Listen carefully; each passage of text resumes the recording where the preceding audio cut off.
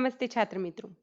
आज हम विषय हिंदी कक्षा 8वीं और उसकी पहली इकाई का 5वां पाठ मधुबन इसकी जानकारी हासिल करेंगे। मधुबन इस पाठ के लेखक है अनुराग वर्मा। अनुराग वर्मा जी ने हिंदी में विपुल लेखन किया है। आपकी भाषा धारा प्रवाह सरल एवं आशय संपन्न होती है। आप हिंदी के जाने माने लेखक हैं। प्रस्तुत पाठ में श्री अनुराग वर्मा ने प्रसिद्ध लेखक डॉक्टर राम कुमार वर्मा जी का साक्षात्कार लिया है। यहाँ अनुराग जी ने डॉक्टर वर्मा जी से उनकी काव्य रचना की प्रेरणा, लौकिक पारलौकिक प्रेम, देश की राजनीतिक स्थिति आदि पर प्रश्न पूछे हैं। डॉक्टर वर्मा जी ने इन प्रश्नों के बड़ी बेबाकी से उत्तर दिए हैं। छात्र मित्रों, शब्द वाटिका देखिए। संगोष्ठी, किसी विषय पर विशेषज्ञों का चर्चा सत्र। तालीम, शिक्षा उपदेश। मुहावरे हैं ज्वार उठना, विचारों की हलचल, सकते में आना, घबराना, अति भयभीत होना। छात्र मित्रों, मधुबन इस पाठ की जो विधा है वह एक साक्षात्कार की विधा है। साक्षात्कार साक्षात्कार क्या होता है? तो पहले हम जान लेते हैं साक्षात्कार किसे कहते हैं। सामान्यतः दो या दो से अधिक व्यक्तियों द्वारा किसी विशेष उद्देश्य से आमने सामने की गई बातचीत को साक्षात्कार कहा जाता है। साक्षात्कार एक प्रकार की मौखिक प्रश्नावली है जिसमें हम किसी भी व्यक्ति के विचारों और प्रतिक्रियाओं को लिखने के बजाय उसके सम्मुख रहकर बातचीत करके प्राप्त करते हैं। छात्र मित्रों, साक्षात्कार, आपने इंटरव्यू यह नाम तो सुना होगा और भली भांति परिचित होंगे इंटरव्यू नाम से, तो उसे हिंदी में साक्षात्कार कहा जाता है। तो साक्षात्कार दो या दो से अधिक व्यक्तियों में भी हो सकता है। यहाँ पर प्रश्न पूछकर जानकारी हासिल की जाती है। कई सारे उद्योजक या फिर प्रसिद्ध ऐसे जो हीरो हीरोइंस होते हैं, अभिनेत्री या अभिनेता उनका, या फिर जो नेता होते हैं उनका, ऐसे कई सारे बड़े लोगों की दिनचर्या, जीवनी, उनके जीवन में आए उतार चढ़ाव, उनकी सफलता आदि के बारे में जानकारी हमें तभी प्राप्त होती है जब उनके इस तरह के साक्षात्कार हम पढ़ते हैं या फिर वीडियोस में, टीवी पर, आजकल के सोशल माध्यम में देखते हैं। यहाँ पर देखिए छात्र मित्रों, कुछ ऐसे वीडियोस में आपको दिखा रही हूँ जिसमें ये देखिए, पहला रतन जी टाटा। आपने टाटा समूह का नाम सुना होगा, टाटा कार के बारे में सुना होगा, तो यही वह प्रसिद्ध उद्योजक है रतन जी टाटा।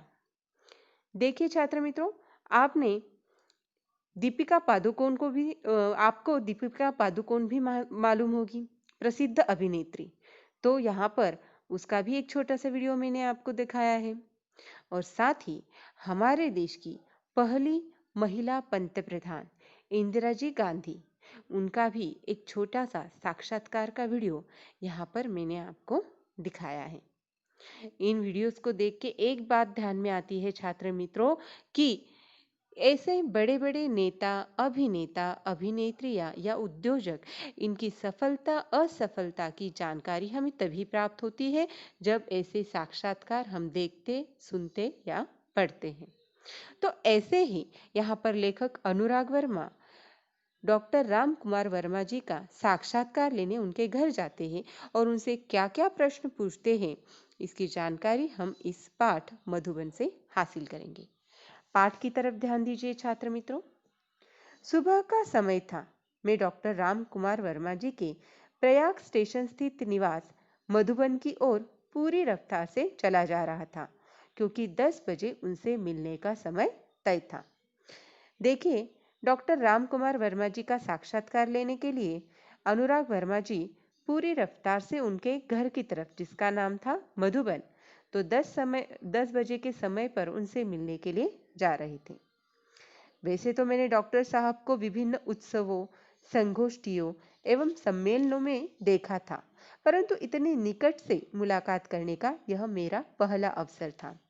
संगोष्ठी, किसी विषय पर विशेषज्ञों का चर्चा सत्र। तो ऐसे कई सारे उत्सव, संगोष्ठी और सम्मेलनों में अनुराग वर्मा जी ने उनको देखा तो था, लेकिन निकट से, पास से उनसे मुलाकात करने का उनका पहला मौका था।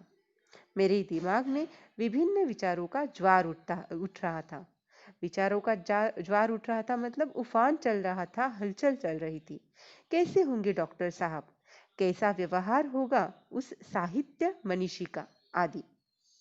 साहित्य का अर्थ होता है सा यानी कि समाज, और हित्य यानी कि हित, समाज का हित। तो ऐसे मनीषी का कैसा व्यवहार होगा, कैसा स्वभाव होगा, वह कैसे होंगे, यह विचार उनका चल रहा था। इन तमाम उठते और बैठते विचारों को लिए मैं उनके निवास स्थान मधुबन में प्रवेश किया।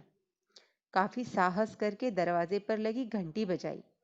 नौकर निकला और पूछ बैठा, क्या आप अनुराग जी हैं? मैंने उत्तर में सिर्फ हाँ कहा। उसने मुझे ड्राइंग रूम में बिठाया और यह कहते हुए चला गया कि डॉक्टर साहब आ रहे हैं। इतने में डॉक्टर साहब आ गए। अनुराग जी, कैसे आना हुआ? आते ही उन्होंने पूछा। देखिए, अनुराग जी उनके घर पे गए। घर पे नौकर ने उनको ड्राइंग रूम में बिठाया। नौकर को पहले से ही बता के रखा था कि उनका साक्षात डॉक्टर साहब का साक्षात्कार लेने के लिए कोई अनुराग जी आएंगे। और अनुराग जी का स्वागत भी उन्होंने किया, डॉक्टर रामकुमार वर्मा जी ने। मैंने कहा, डॉक्टर साहब, कुछ प्रसंग जो आपके जीवन से संबंधित है और उनसे आपको जो महत्वपूर्ण प्रेरणाएं मिली हो, उन्हीं की जानकारी हेतु आया था। देखिए, यहाँ पर अनुराग वर्मा जी किस बारे में उनसे साक्षात्कार लेने वाले थे, वह बताते हैं। डॉक्टर साहब ने बड़ी सरलता से कहा, अच्छा, तो फिर पूछिए। प्रश्न। देखिए, साक्षात्कार प्रश्न और उत्तर के स्वरूप में ही होता है। तो फिर अनुराग जी प्रश्न पूछते हैं, डॉक्टर साहब, काव्य रचना की प्रेरणा आपको कहाँ से और कैसे प्राप्त हुई? काव्य रचना यानी कि कविताओं की रचना, कविता का लेखन। इस संदर्भ में कोई ऐसा प्रसंग बताने का कष्ट करे जिसने आपके जीवन के अंतरंग पहलुओं को महत्वपूर्ण मोड़ दिया हो। इस बारे में उत्तर देते हुए डॉक्टर जी कहते हैं, पहले तो मेरे जीवन में समाज की अंध व्यवस्था के प्रति विद्रोह अपने आप ही उदित हुआ। देखिए, उन्होंने पहले ही कहा कि अंध व्यवस्था यानी कि किसी पर भी बिना कुछ जाने समझे विश्वास कर लेना। इसके बारे में उनके मन में विद्रोह था। सन 1921 में जब मैं केवल 15.5 वर्ष का था, गांधी जी के असहयोग आंदोलन में पारिवारिक एवं सामाजिक व्यवधानों से संघर्ष करते हुए मैंने भाग लिया।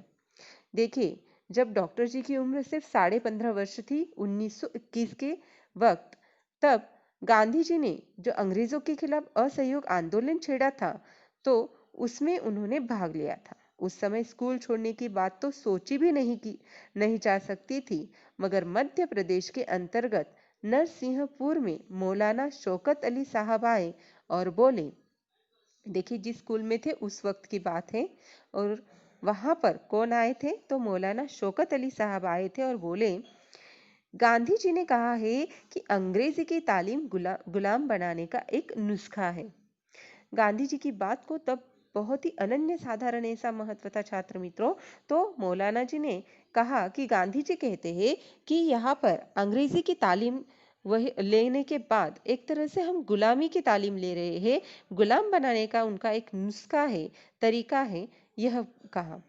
तत्पश्चात आवाज तेज करते हुए कहने लगे, हे कोई माई का लाल जो कह दे कि मैं कल से स्कूल नहीं आऊंगा। तो यहाँ पर विद्यार्थियों को, उन छात्रों को, वह स्वतंत्रता में कहीं ना कहीं हिस्सा लेने के लिए एक ललकारते हैं और कहते हैं कि हे कोई माई का लाल जो कह दे कि मैं कल से स्कूल नहीं आऊंगा, यानी कि हे कोई ऐसा अपनी माँ का बेटा जो कह देगा कि मैं स्कूल नहीं आऊंगा, संघर्ष में भाग लेगा।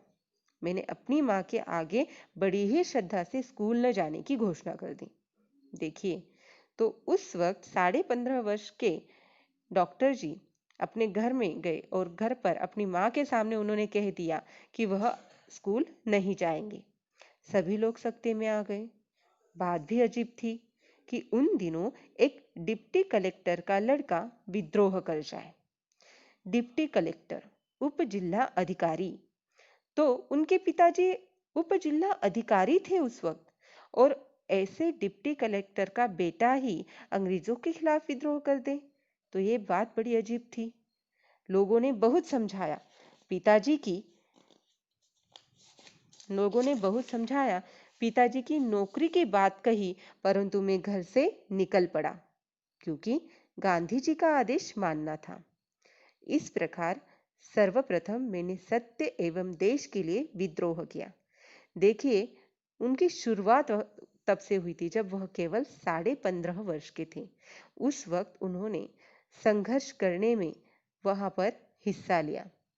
तब तक मैं 16 वर्ष का हो चुका था और राष्ट्रीय ध्वज लेकर नगर में प्रभात फेरी भी किया करता था। प्रभात फेरी यानी कि सवेरे सवेरे उठकर कई सारे लोग जो नारे लगाते हुए या फिर कोई बात के लिए फेरी लगाते हैं, तो उसे प्रभात फेरी कहा जाता है। यह बात सन 1921 की ही है, और इसी समय मैंने देश प्रेम पर एक कविता लिखी। यही मेरी कविता का मंगलाचरण था। उन्होंने कहा कि उस वक्त 1921 में जब उन्होंने संघर्ष में भाग लिया था, तभी देश प्रेम के प्रति उन्होंने पहली उनकी कविता लिखी थी, रची थी, और उनकी कविता का मंगलाचरण यानी कि किसी बात की अच्छी शुरुआत करना, तो वही उन्होंने मंगलिक शुरुआत करते हुए कविता लेखन की शुरुआत की थी। छात्र मित्रों, मधुवन इस साक्षात्कार विधा के पाठ की जानकारी आज हम इस वीडियो में इस पहले भाग में इतनी ही लेंगे, और आगे की जानकारी हम अगले भाग में लेंगे। तत्पश्चात यहाँ पर आखिर में जो चित्र आपको कृति प्रश्न के दिए जाएंगे, वह अपनी हिंदी की नोटबुक में जरूर लिखिए। छात्र मित्रों, घर पे रहिए, सुरक्षित रहिए। धन्यवाद।